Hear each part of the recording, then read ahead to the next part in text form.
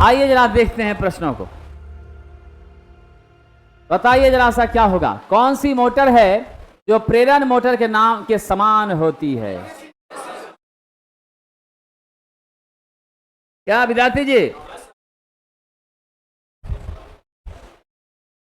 बिल्कुल सही जवाब दिया है आप लोगों ने। मेरी असिंक्रोनस मोटर क्या है? प्रेरण मोटर के समान होती है, क्योंकि इसका गति हमेशा क्या होता है? सिंक्रोनस से कम होता है, बराबर नहीं होती है।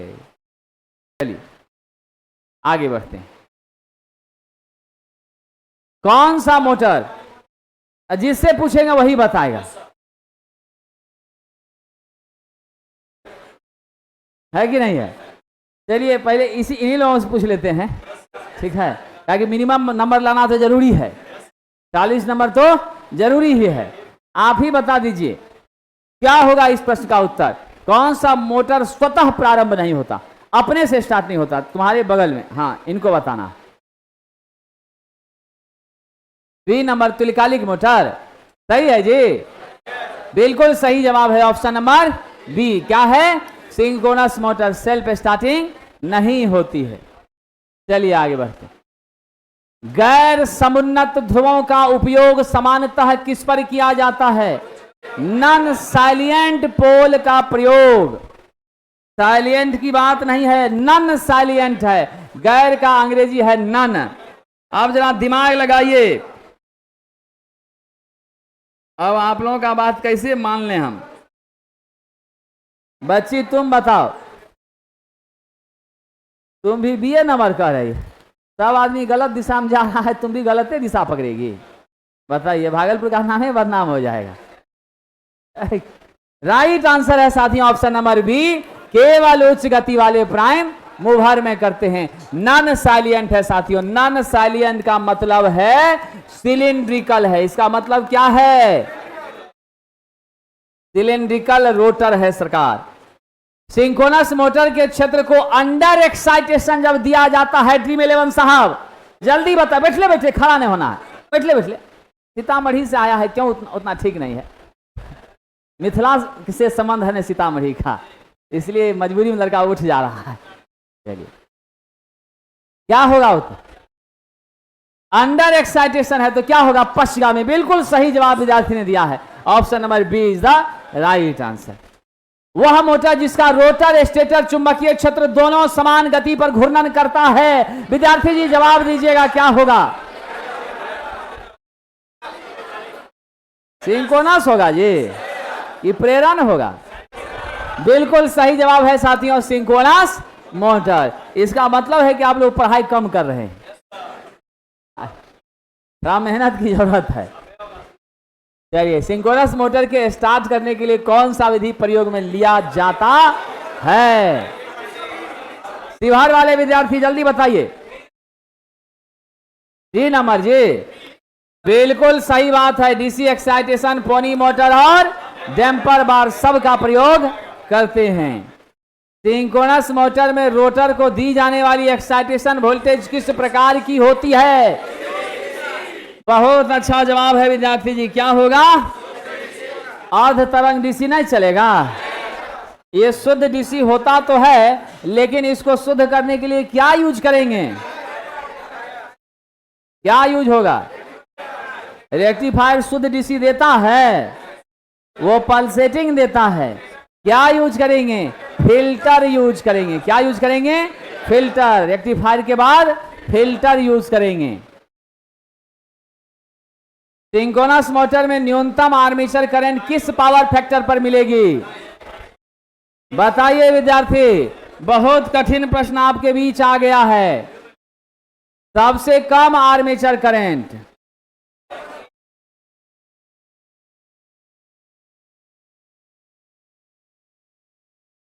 सबसे कम आर्मेचर करंट, तो उस हिसाब से किसको ले लेंगे? 0.6 को ना लेना पड़ेगा। 0.2 नहीं है मेरे पास और 0.8 है, 0 इकाई तो नहीं ही होगा, तो मेरे पास कम मान कौन मिल रहा है? इसीलिए इसी को ले लेंगे। एक विशेष प्रकार की पोल सिंक्रोनस मशीन का पावर आउटपुट अधिकतम होता है कब साहब?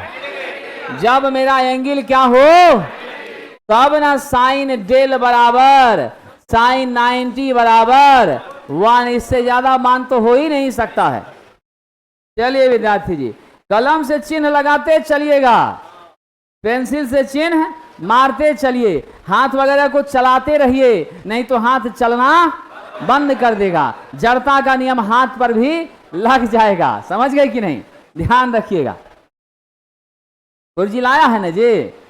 कुर्जी लाया है। सिंक्रोनस मोटर में उत्तेजन बढ़ाने पर पावर फैक्टर पर क्या प्रभाव पड़ता है?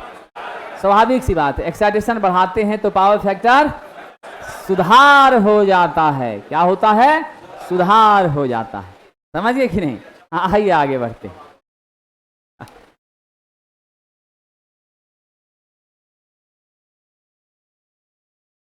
समान एक्साइटेशन के साथ चलने वाली एक सिंक्रोनस मोटर पर भार वृद्धि के प्रति अनिवार्य रूप से अपने डैश की वृद्धि द्वारा क्या करता है? एडजस्टमेंट। लोड बढ़ता तो है लेकिन स्पीड बढ़ती घटती नहीं है, स्पीड क्या होती है? कांस्टेंट रहती है। आप ध्यान रखिएगा, ये एडजस्टमेंट जो हमारा है साथियों, ध्यान रखिएगा साहब, एडजस्टमेंट जो हमारा है वो किसके वजह से सेटलमेंट होता है? कौन कौन? टॉर्क एंगल डेल के एडजस्टमेंट से क्या होता है? सेटल करता है। समझे? उसके वजह से स्पीड आपकी क्या होती है? एडजस्ट करती है। समान उत्तेजना के साथ चलने वाली सिंक्रोनस मोटर भार वृद्धि के प्रति अनिवार्य रूप से अपने डैश की वृद्धि द्वारा समायोजन कर लेती है। अपने गति का अरेंजमेंट यह इसी की वजह से करती है। यहां समायोजन किसका होगा? स्पीड का होगा। स्पीड का एडजस्टमेंट हमारे टॉर्क भार कौन? समझ गए साहब? डेल एंगल, इसके शिफ्टिंग से होता है। समझे कि नहीं? पावर फैक्टर का मैटर यहां नहीं है। समान एक्साइटेशन के साथ चलने वाली सिंक्रोनस मोटर लोड वृद्धि के प्रति अनिवार्य रूप से अपने डैश की वृद्धि द्वारा समायोजन करती है। तो यहां पर ध्यान रखिएगा, अपने साहब टॉर्क एंगल को एडजस्ट करता। ये पूछता समान एक्साइटेशन पर मेरा पावर फैक्टर कितना होता है, तब हम लोग लेते यूनिटी लेते। समझे? यहां वो बात नहीं कह रहा है। समझे कि नहीं? वो बात नहीं कह रहा है, यहां बात दूसरा कह रहा, भाषा दूसरी है।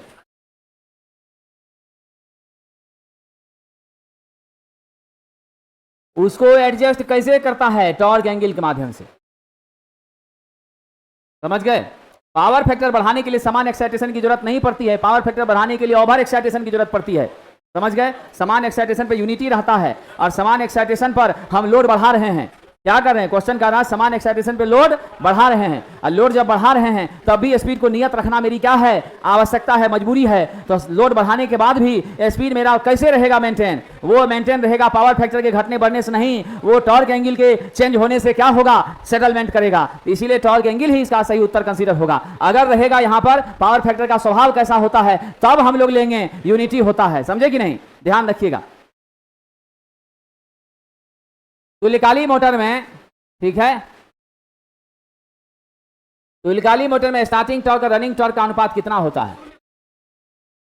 सही बात है, ये बड़ा कठिन प्रश्न सब है।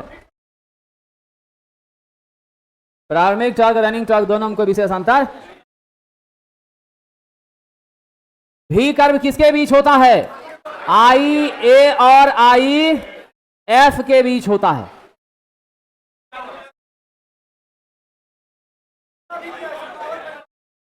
ये किसके बीच होता है? भी कर्व। और मेरा साहब इन्वर्टेड भी कर्व ये किसके बीच होता है? पावर फैक्टर और आई एफ के बीच होता है। तो आंसर किसको लेंगे साहब? बी नंबर, पी एफ और आई एफ के बीच होता है।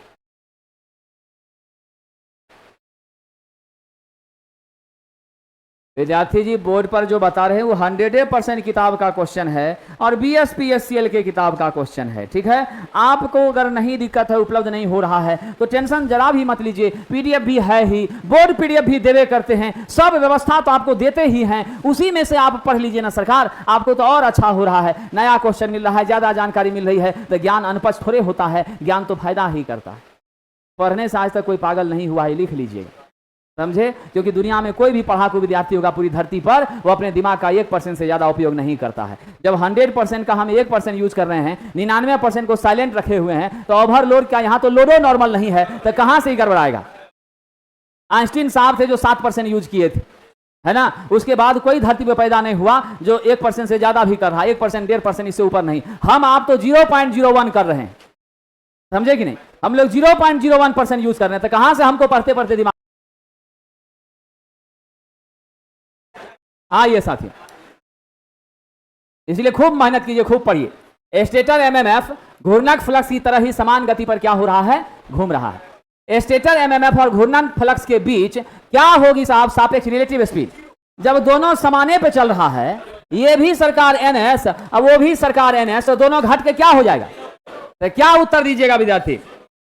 100% क्या दीजिएगा? शून्य। उस अधिकतम टॉर्क को क्या कहा जाता है जो तुल्यकाली मोटर स्थिर अवस्था में रेटेड वोल्टेज और आवृत्ति पर रोटर को किसी भी कोणीय स्थिति पर विकसित करने में सक्षम होती है और मशीन मेरा चल पाता है? बहुत हाईलाइटेड क्वेश्चन है। बिहार इलेक्ट्रिसिटी बोर्ड वालों स्टार दे दीजिएगा। Option number A, locked rotor torque कहते हैं। तुल्यकालिक मोटर को चलाया जा सकता है? हाजीपुर वाले, जंधा वाले विद्यार्थी जवाब दीजिए। सब पर हो जाएगा, यानी केवल पश्चिमगामी, इस पर भी चलेगा, इस पर भी चलेगा, इस पर भी चलेगा, सब पर चलेगा साहब। सिंक्रोनस मोटर में अधिकतम पावर, उत्पन्न पावर किस पे निर्भर करेगा? बताइए जल्दी। What should be the right answer? उत्तेजन, सप्लाई वोल्टेज, कपलिंग एंगल, तीनों पर। सिंक्रोनस मोटर को सप्लाई देते समय उसकी फील्ड वाइंडिंग को शॉर्ट कर दिया जाए तो क्या होगा? बहुत कठिन प्रश्न है, जवाब दीजिए। जब शॉर्ट कर देंगे तो हम तो खुशे न हो जाएंगे। आपका स्क्वायरल केज इंडक्शन मोटर की तरह व्यवहार करेगा और यह क्या होगा? चालू हो जाएगा साहब। प्रेरण मोटर की तरह स्टार्ट हो जाएगा। दोनों इन रिंग से शॉर्ट कौन सा मोटर का वाइंडिंग होता है? स्क्वायरल केज इंडक्शन मोटर का वाइंडिंग होता है। इसीलिए ऑप्शन नंबर क्या दे देंगे? सी को सही मान लेंगे। ठीक है विद्यार्थी जी, चलिए। सिंक्रोनस मोटर में नवीवत जरा बता दीजिए, आंसर दे दीजिए, आंसर दे दीजिए। जो जाना है उसको तो जरूर करेगा, आप अपना काम करते रहिए ना। सिंक्रोनस मोटर में डैम्पर वाइंडिंग का सामान्यतः उपयोग कहाँ करते हैं, किस लिए करते हैं? ये होगा, ये नहीं होगा। चलिए, डी क्या है? सही उत्तर है। हंटिंग से बचाने के लिए, आप प्रारंभिक टॉर्क को प्राप्त करने के लिए, है कि नहीं है? आइए साहब आगे बढ़ते हैं, ध्यान दीजिएगा विद्यार्थी। जो आया है सो जाएगा, राजा रंक फकीर, इसलिए टेंशन जरा भी नहीं लेना है, ठीक है कि नहीं? बिल्कुल। आइए चलिए साहब, सिंक्रोनस मोटर के स्टेटर में उत्पन्न बैक ईएमएफ जो है साहब, किस बात पर निर्भर करता है ना? एक तुल्यकालिक मोटर इंडस्ट्रियल प्रयोग में निम्नलिखित कारणों से उपयोगी होता है। संस्थान का पावर फैक्टर बढ़ा देता है, स्पीड स्थिर रहती है, दक्षता बचत, तब होगा क्या विद्यार्थी? पश्च वाहक बल। ईएमएफ किस पर निर्भर करता है? हाँ, ईएमएफ जो है सिंक्रोनस मोटर में ओवर एक्साइटेशन होने पर पावर फैक्टर क्या हो जाता है? अग्रगामी हो जाता है। 10 पोल का सिंक्रोनस मोटर है, जब फटाफट बताइए। पोल 10 है, फ्रीक्वेंसी 50 है, एनएस 120 गुना 50 बटा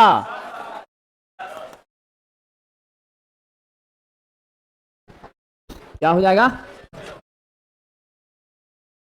सिंक्रोनस मोटर सदैव किस गति पर घूमता है? तुल्यकालिक गति का सूत्र बताइए, आगे बढ़िए। सिंक्रोनस मोटर शून्य लोड और ओवर एक्साइटेशन पर चल रहा है, इस अवस्था में क्या बन जाएगा? सिंक्रोनस संधारित्र, सिंक्रोनस कंडेंसर बन जाएगा। सिंक्रोनस मोटर में आर्मेचर करंट एक्साइटेशन के किस मान पर अधिक होती है? कौन एक्साइटेशन पर हमारा आर्मेचर करंट बढ़ जाता है? दिमाग लगाइएगा, लो पर भी। और सिंक्रोनस मोटर जब स्टार्ट होती है तो फील्ड वाइंडिंग में क्या होता है? डीसी स्रोत से उत्तेजन शॉर्ट सर्किटेड हो जाती है। क्या हो जाती है? जब स्टार्ट की जाती हैं तो हमारी क्या होंगी? शॉर्ट सर्किटेड हो जाएंगे। ऑप्शन ए हो जाएगा। एक्साइटेशन तो हमको देना ही पड़ता है विद्यार्थी, उसमें कोई शक नहीं है, लेकिन जब ये शॉर्ट सर्किटेड होती हैं तो स्क्वायरल केज इंडक्शन मोटर की तरह आरंभ हो जाती है, नेचुरली यह आरंभ होती नहीं है। सिंक्रोनस मोटर का भी कर्व किसके बीच होता है? फील्ड करंट और आर्मेचर धारा के बीच। कौन सा मोटर लीडिंग पावर फैक्टर पर चलेगा? सिंक्रोनस। सिंक्रोनस मशीन के स्टेटर कोर को लेमिनेट किया जाता है ताकि क्या कम हो सके? Laminate, eddy current loss. No load की स्थिति में अति उत्तेजन होता है तो मेरा जो आर्मेचर करंट आईए है वो क्या हो जाता है? बताइए साहब, मेरा आर्मेचर करंट आईए क्या हो जाएगा? वोल्टेज से लीड कर जाता है। वोल्टेज से क्या होता है? ये भी है, ये आईए है, ये क्या करता है? लीड कर जाता है। और ये लीडिंग बहुत कम एंगल से करता है, इसीलिए मेरी पावर फैक्टर अच्छी होती है। सिंक्रोनस मोटर स्वयं स्टार्ट नहीं होता। क्यों साहब? क्योंकि घूर्णन पर अर्ध चक्र के बाद तात्क्षणिक बल आघूर्ण की दिशा परिवर्तित नहीं होती। क्या होगा इसका उत्तर विद्वानों? What should be the right answer? आगे प्रतिलोमित हो जाती है। क्या होती है? उल्टा हो जाती है डायरेक्शन। अगला देखिए, समकालिक गति और मोटर के रोटर की गति के अंतर को क्या कहते हैं? स्लिप स्पीड कहते हैं। क्या कहते हैं? Slip speed. यानी ns minus NR slip speed होता है और मेरा स्लिप होता है ns minus NR by ns। Percentage निकालिएगा तो 100 से गुना कर दीजिएगा। स्लिप का एक और सूत्र होता है FR बटा F। स्लिप का एक और सूत्र होता है S बराबर R2 बाय x2 होता है। ये तीन सूत्र स्लिप का होता है। ये तीनों को परिस्थिति बस आप माइंड में सेट रखिएगा, परीक्षा में कहीं न कहीं आपको उपयोग में आ जाएगा। आइए विद्यार्थी,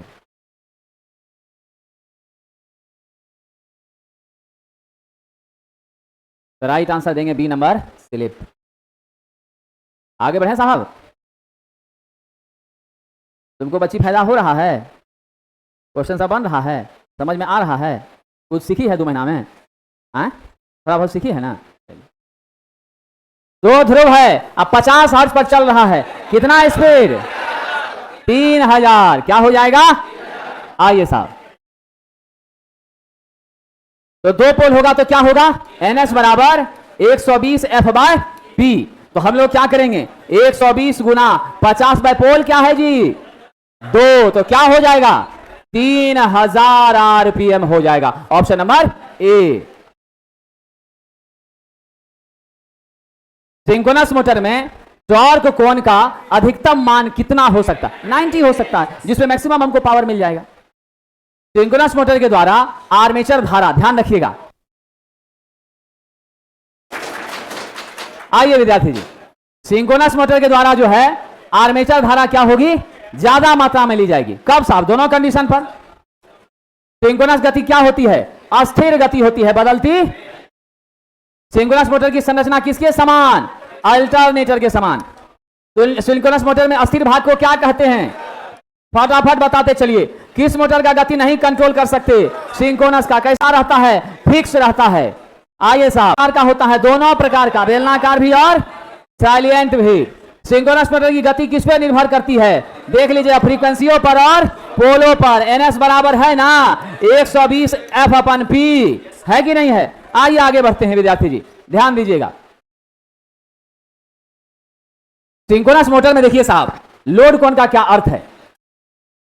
लोड कोण आपको बताया था, मेरे स्टेटर के पोल एक्सिस और मेरे रोटर के पोल एक्सिस के बीच का कोण, ये क्या है आपका? थीटा, डेल, अल्फा, जिससे आप सूचित करते हैं उससे फर्क नहीं पड़ता है, उसी के बीच का है। यानी क्या होगा? जल्दी से सोच के बताइए। बिल्कुल विद्यार्थी, सही कहा आपने। रोटर और स्टेटर के विपरीत ध्रुवों के बीच का कोण, क्योंकि ये N होगा, ये मेरा S होगा, दोनों के बीच का ये कोण है। तुल्यकालिक मोटर के स्टेटर में प्रेरित विरोधी विद्युत वाहक बल किस पर निर्भर करता है? बैक EMF EB किस पर निर्भर करेगा? बढ़िया से जल्दी से जवाब दीजिए साहब जी। राइट आंसर क्या होगा? केवल रोटर के एक्साइटेशन पर निर्भर करेगा। सिंक्रोनस मोटर शून्य भार पर चल रहा है, नगण्य हानि है, तो क्या होगा साहब? जब लॉस बिल्कुल नहीं है तो स्टेटर की करंट के बारे में पूछ रहा है। दिमाग लगाइए, आंसर बताइए। स्टेटर धारा भी क्या होगी? बहुत कम, ना के बराबर, खत्म है। सिंक्रोनस मोटर में औद्योगिक कार्य के लिए बहुत लाभदायक मशीन है। क्यों साहब? ये सारी बातें हैं, लगता है रिपीट किया है क्वेश्चन। कम उत्तेजित सिंक्रोनस मोटर का पावर फैक्टर क्या होगा जी? ड्रीम 11 अंडर एक्साइटेशन है, क्या होगा? लैगिंग। सिंक्रोनस मोटर में एक्साइटेशन परिवर्तन से क्या बदलने वाली राशि है? बिल्कुल साहब, एक्साइटेशन बदलते हैं तो निश्चित रूप से मेरा पावर फैक्टर बदलता है और मेरा साहब आर्मेचर के करंट में भी बदलाव होता है। सी लेंगे। सिंक्रोनस मोटर खुद से नहीं चलती है, कारण क्या है? बलागुण प्रत्येक दिशा आधे चक्र के बाद बदल जाती है, ये सही होगा। बिल्कुल विद्यार्थी, सिंक्रोनस मोटर की गति क्या है? सदैव अस्थिर होती है। क्या होती है विद्यार्थी जी? सदैव अस्थिर होती है। पीछे वाला सब भी आवाज निकालिएगा तब ना भोजन पचेगा जी, फिर जाते समय करते जाइएगा। आखिर जो सब बेचता है वो सब फास्ट फूड वाला सब, उस सब का परिवार कैसे चलेगा? भूख। तुल्यकाली मोटर जो है आमतौर से निम्नलिखित पर चलती है। किस पर चलती है साहब? तीनों पर। लेकिन ध्यान रखिएगा, आमतौर पर किस पर हम लोग चलाते हैं? ज्यादातर हम लोग लीडिंग पर ही यूज किया करते हैं। पर्पस वही है ना। किसी उद्योग के पावर फैक्टर को किसके द्वारा सुधारा जाता है? कैपेसिटर के द्वारा सुधारा जाता है। अगला प्रश्न, समकालिक मोटर में स्टेटर बैक ईएमएफ ईबी का परिणाम किस पर निर्भर करेगा? जैसे निम्नलिखित थ्री फेज में से कौन सा मोटर सेल्फ स्टार्टिंग नहीं है? समकालिक, तुल्यकालिक, सिंक्रोनस सब क्या है? एक है। यदि सिंक्रोनस मोटर चालू होती है लेकिन फुल टॉर्क विकसित नहीं कर पाती है, इसका कारण क्या है? व्युत्क्रमीय क्षत्रीय कुंडलन। यह होगा कि दूसरा होगा? दिमाग लगाइए, कोई भी हो सकता है। न्यूनतम सब एक्साइटेशन वोल्टेज भी हो सकता है, आपका खुला या शॉर्ट सर्किट हो सकता है, कोई भी हो सकता है। तुल्यकालिक मोटर में डैम्पर वाइंडिंग क्यों लगाते हैं? स्टार्टिंग टॉर्क विकसित करने के लिए, रोटर के दोलन को दबाने के लिए, दोलन को कम करने के लिए, दोनों काम के लिए, हंटिंग के लिए, इसके लिए। लेकिन ये लगता कहां पर है? खाली साइलिएंट पोल टाइप, साइलिएंट पोल टाइप रोटर जो होगा उसी में लगेगा, बाकी में नहीं लगेगा। ऑप्शन क्या होगा? डी नंबर होगा। चलिए साहब, सिंक्रोनस मशीन को दोहरी उत्तेजित मशीन कहा जाता है। क्यों? क्योंकि इसके रोटर स्टेटर दोनों उत्तेजित होते हैं, रोटर डीसी से, स्टेटर एसी से। सिंक्रोनस मोटर को डैश पर प्रचलित किया जा सकता है, लैगिंग लीडिंग दोनों, सभी पर ना, यानी कोई पर। अरे ये तो गलत है साहब, लैगिंग लीडिंग दोनों पर। सिंक्रोनस मोटर के 7 पर एक्साइटर के रूप में क्या यूज होता है? DC shunt generator, option number B होता है। Induction type auto synchronous motor किस पावर फैक्टर पर काम करता है?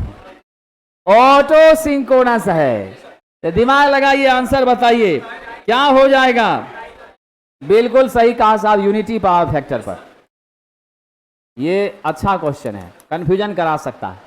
इंडक्शन टाइप का यूनिटी पर। पावर फैक्टर सुधारने के लिए सिंक्रोनस मोटर को कैसे चलाएंगे? 0 भार पर ओवर एक्साइटेशन, तो शून्य भार ओवर एक्साइटेशन, शून्य भार ओवर एक्साइटेशन। कौन सी प्रणाली सिंक्रोनस मोटर की गति सिंक्रोनस से अधिक होने पर सामान्य करती है? मतलब सिंक्रोनस से ज्यादा होने पर उसको कंपनसेट करती है। क्या होगा साहब? डैम्पर वाइंडिंग होगा जी। कंफर्म है विद्यार्थी? बिल्कुल सही है। दोलन को क्या करेगा? रोकेगा, स्थिर बना के रखेगा। सिंक्रोनस मोटर जो सामान्य है, प्रारंभिक टॉर्क कितना होगा? हाँ विद्यार्थी, बिल्कुल सही ही जवाब दे दिया आप लोगों ने। कौन सी सप्लाई पर सिंक्रोनस मोटर चलती है? एसी 3 फेज,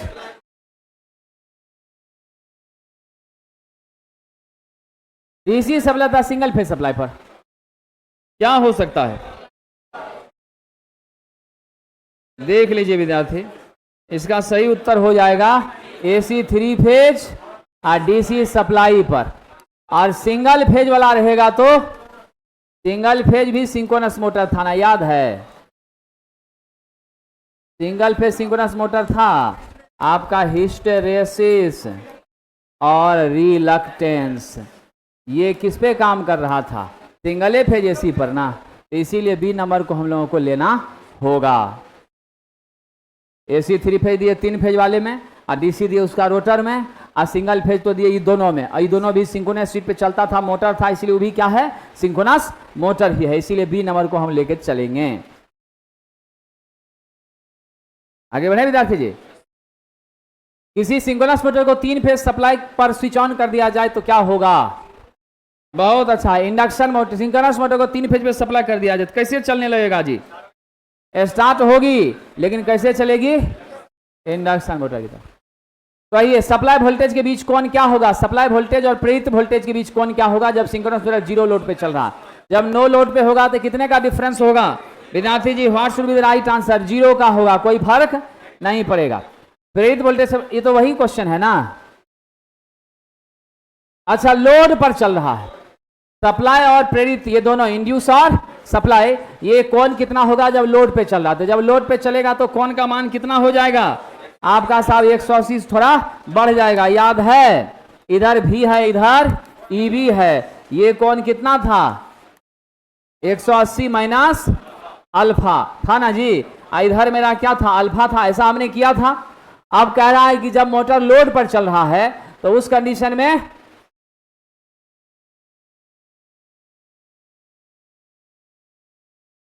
प्रेरित वोल्टेज बैक ईएमएफ, ऐसे केस में तो मेरा 90 से 180 के बीच ही पकड़ा रहा है ना। 180 से ज्यादा तो नहीं भाग रहा है।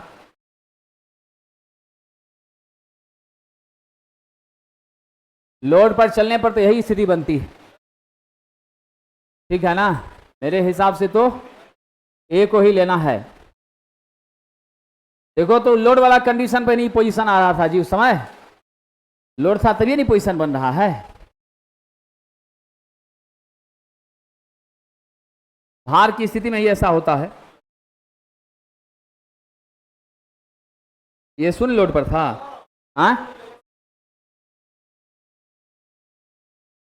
चलिए, अच्छा देख ले रहे हैं। हाँ, जीरो लोड पर विद्यार्थी ये है। हाँ, लोड बढ़ने पर मेरा क्या हो रहा है? बढ़ रहा है। ठीक, बिल्कुल विद्यार्थी जी, ठीक कहा। ये कंडीशन जीरो लोड पर है, ये जीरो लोड पर है। ऑप्शन डी ही होगा।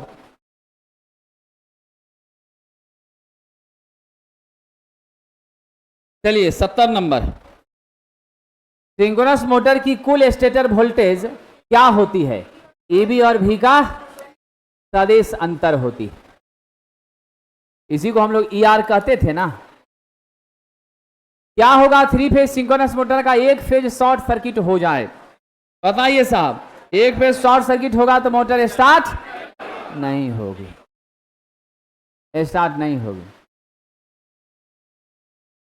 शॉर्ट कर गया तो डैमेज हो जाए। सिंक्रोनस मोटर का स्लिप रिंग इंडक्शन मोटर की अपेक्षा क्या लाभ है? पावर फैक्टर परिवर्तित किया जा सकता है।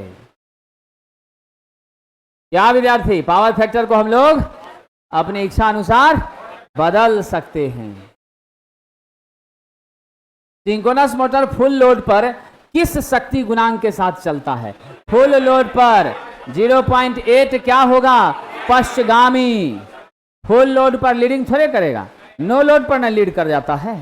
तो फुल लोड पर 0.8 होता है, और 0.8 अग्रगामी तो नहीं जाएगा, क्या हो जाएगा? पश्चगामी। देख लेते हैं एक बार विद्यार्थी जी, क्या इसका सही उत्तर है? फुल लोड पर शक्ति गुणांक इकाई या नहीं तो 0.8 अग्रगामी। चलिए विद्यार्थी जी, क्या होगा? ऑप्शन नंबर बी ले लेंगे। किस तकनीक के द्वारा सिंक्रोनस मोटर स्टार्ट की जाती हैं?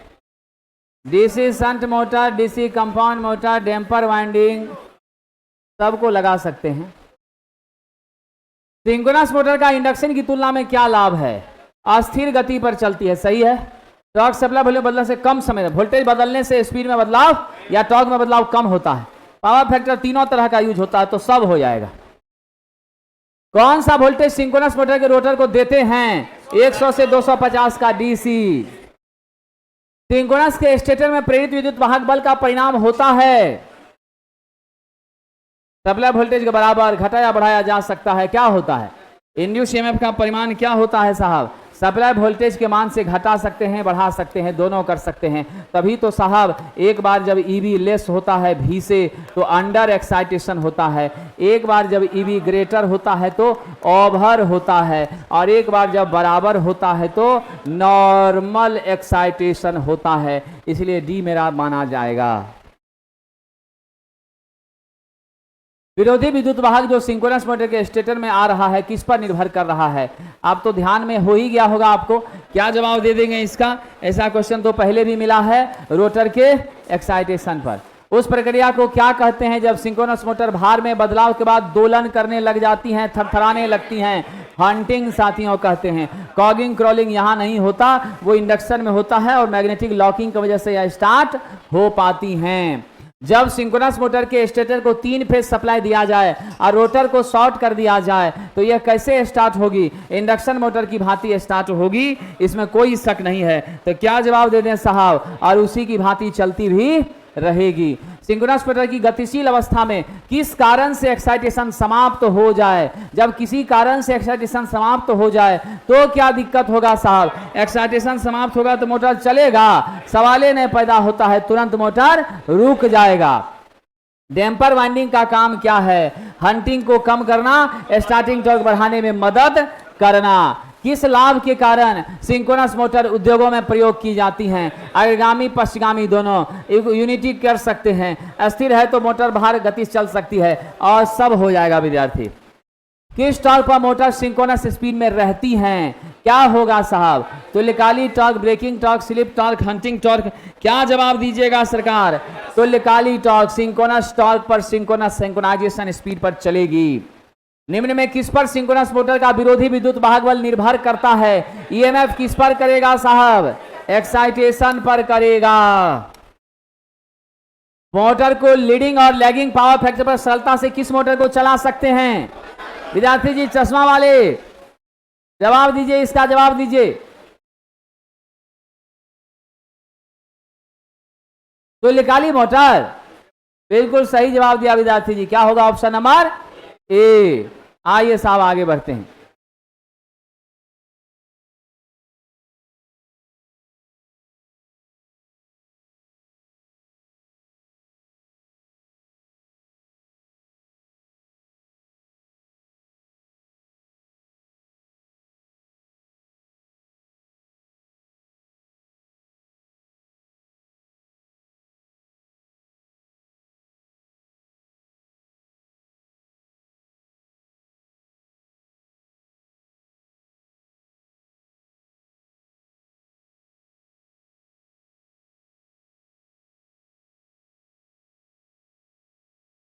किस कारण से सिंक्रोनस मोटर में हंटिंग होती है? बताइए साहब। बेयरिंग में घर्षण है, वेरिएशन ऑफ लोड है। सबसे अच्छा कौन सा जवाब है यहां पर? सबसे अच्छा जवाब है साथियों भार का बराबर अचानक से बदलते रहना। भार बदलने से ज्यादा इस पर इंपैक्ट आता है। जब मिलता जुलता ऑप्शन रहे तो जो सबसे प्रभावशाली है उसको लेना है। डैश हानि सिंक्रोनस मोटर में भार के साथ बदलती नहीं है। कौन सी साहब? हिस्टेरेसिस हानि। क्या है साहब? डैश हानि, अच्छा भार के साथ बदलती नहीं है।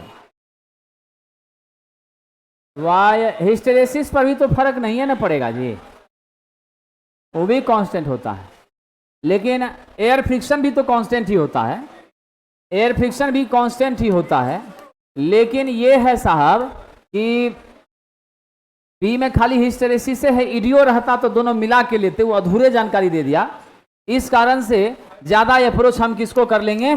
सी को कर लेंगे। हालांकि बी मानना भी उचित नहीं है, लेकिन क्वेश्चन परीक्षा में आपको गड़बड़ा देगा, इसीलिए ऐसी परिस्थिति में वायु घर्षण को लेकर चलिएगा। कह रहा क्षेत्र फ्लक्स का मान सिंक्रोनस मोटर में कैसा होता है? सभी भार पर अस्थिर रहता, क्योंकि आपका फ्लक्स कांस्टेंट ना है। क्या होगा जब सिंक्रोनस मोटर की एक्साइटेशन अचानक समाप्त कर दीजिएगा और जीरो लोड पर चल रहा होगा? मोटर रुक जाएगा कि चलता रहेगा? बिल्कुल साहब मोटर रुक जाए। क्या होगा जब वामावर्त दिशा में घूम रही सिंक्रोनस मोटर की एक्साइटेशन की दिशा बदल दी जाए? जब दिशा बदल दीजिएगा तो क्या परिस्थिति होगा आपका? कोई फर्क नहीं पड़ेगा। एक्साइटेशन का डायरेक्शन बदलने से कोई फर्क नहीं पड़ता है। एक्साइटेशन वामावर्त दीजिए, दाहिनावर्त दीजिए, उससे कोई दिक्कत नहीं। एक्साइटेशन डायरेक्शन को चेंज करने की ताकत नहीं रखता है। अगला है साहब, कौन सी हानि सिंक्रोनस मोटर में सबसे ज्यादा होती है? तो बड़ा कठिन प्रश्न है जी। सरकार इस तीनों चारों में देखिए आपको ताम्र हानि भी दे दिया है। विद्यार्थी जी what should be the right answer? भावार धारा है, स्टेटर कॉपर है, वायु घर्षण है, लो है। स्टेटर कॉपर है, रोटरो कॉपर ना होता है, थोड़े है कि हीट होता है। तो किसको भी दिए गए में सबसे सही किसको ले लेंगे? क्योंकि दोनों का ना योग है, इसका भी योग है, हिस्टेरेसिसो का योग है, एयर फ्रिक्शन थोड़ा कम होगा। स्टेटर कॉपर भी कांस्टेंटे माना जाता है। सिंक्रोनस मोटर में अच्छा प्रश्न है, रोटर खांचों की संख्या स्टेटर खांचों से कम होती है ना, बराबर तो कभी भी नहीं रखेंगे। क्या होता है जब सिंक्रोनस मोटर की गति सिंक्रोनस गति से अधिक होने लगती है? क्या होगा साहब? What should be the right answer? Damper winding में उत्पन्न टॉर्क को सामान्य करने की जरूरत पड़ती है ताकि उसके गति को कंट्रोल में ले आए और कांस्टेंट पर ही रखे, ऑसिलेशन को, वाइब्रेशन को, दोलन को ना होने दे। कौन सी व्यवस्था सिंक्रोनस मोटर में हंटिंग को रोकती है? डैम्पर वाइंडिंग की व्यवस्था हंटिंग को रोकती है। इस कारण से सिंक्रोनस मोटर का रोटर सिंक्रोनस गति पर घूमता है। बताइए साहब। फैराडे का विद्युत चुंबक की रोटर स्टेटर के फील्ड का इंटरलॉकिंग, रोटर स्टेटर का फील्ड का इंटरलॉकिंग होने से क्या होता है? जिस गति से एनएस चलती है उसी से यह भी चलता है। 8 पोल है, बिना कुछ सोचे समझे जवाब दीजिए। 8 पोल है, कितना आरपीएम? पूर्ण भार और जीरो भार पर अंतर, तो बताइए साहब कितना होगा? बिल्कुल साहब, इस पर भी 8 पोल है तो 6000/8 कीजिए, कितना? 750 ना, ठीक है। तो 750 इस पर भी और 750 इस पर भी, दोनों होके 0। काहे साहब? क्योंकि सिंक्रोनस मोटर फुल लोड दीजिए, हाफ लोड दीजिए, नो लोड दीजिए, स्पीड हमेशा सिंक्रोनस से रहता है, स्पीड उसका घटता बढ़ता बिल्कुल भी नहीं है। इसीलिए विद्यार्थी क्या हो जाएगा? 0 हो जाएगा। ये 750 कैसे हुआ जी बच्चे? कैसे हुआ 750? कुछ दिमाग लगाओ, कुछ बताओ। हाँ, वेरी गुड विद्यार्थी, सही कहा तुमने। कैसे हुआ? 120 F/P करने से हुआ। 120 कर दिए, F 50 है और P मेरा 8 है, मेरा 750 आरपीएम मिला। हम जानते हैं मेरी सिंक्रोनस मशीन, लोड दीजिए नहीं दीजिए, आधा कर दीजिए, कुछ भी बदलाव लोड में कीजिए, अपने सिंक्रोनस गति से बदलाव इसके स्पीड में नहीं होता है, कांस्टेंट रहता है। इसीलिए जैसा है वैसा ही साहब। तो 750 माइनस 750 बराबर क्या हो गया? ठीक है, चलिए साहब जी आगे बढ़ें। कह रहा किस स्थान पर सिंक्रोनस मोटर में डैम्पर वाइंडिंग लगाते हैं? बोलिए विद्यार्थी जी। रोटर के पोल पर, रोटर के पोल सुपर। किस पर? रोटर के पोल सुपर। ध्यान रखिएगा। आइए साहब जी आगे बढ़ते हैं, आगे बढ़ें। चलिए, क्या कारण है सिंक्रोनस मोटर को लोड पर चालू करना कठिन है? प्रारंभिक टॉर्क इसका कमजोर होता है। समझे कि नहीं?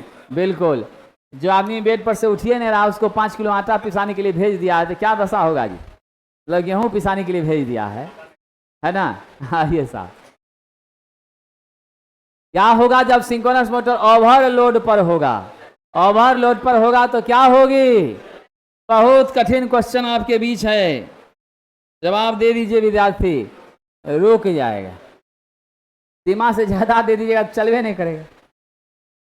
क्या होगा जब सिंक्रोनस मोटर के 3 फेज में एक फेज शॉर्ट कर जाए, स्टार्ट नहीं होगी?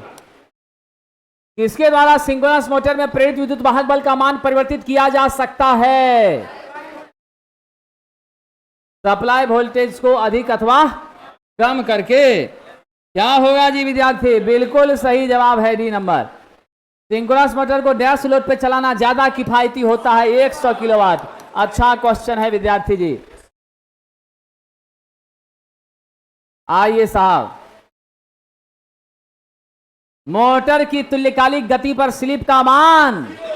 वेरी गुड साहब, स्लिप जानते हैं NS माइनस NR बटा NS होता है। यहां NR भी NS के बराबर है, इसलिए NS माइनस NS बराबर 0 बटा NS यानी 0 होगा। ये भी बहुत अच्छा क्वेश्चन है, ध्यान रखिएगा विद्यार्थी जी। अब तो विद्युत बैच वाला को 4 चैप्टर बचा है, DC generator, DC motor, power generation, distribution, उसके अलावा कुछ नहीं है, समझे कि नहीं। बाकी जो है वो सब खिलाड़ी सबको अलग से 2020 खिलाया जाएगा, टेंशन नहीं है, ठीक है कि नहीं।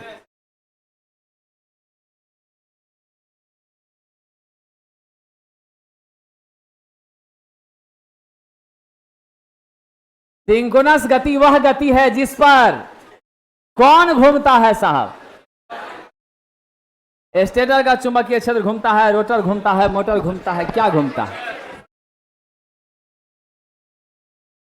रोटरो घूमेगा लेकिन बाद में घूमेगा,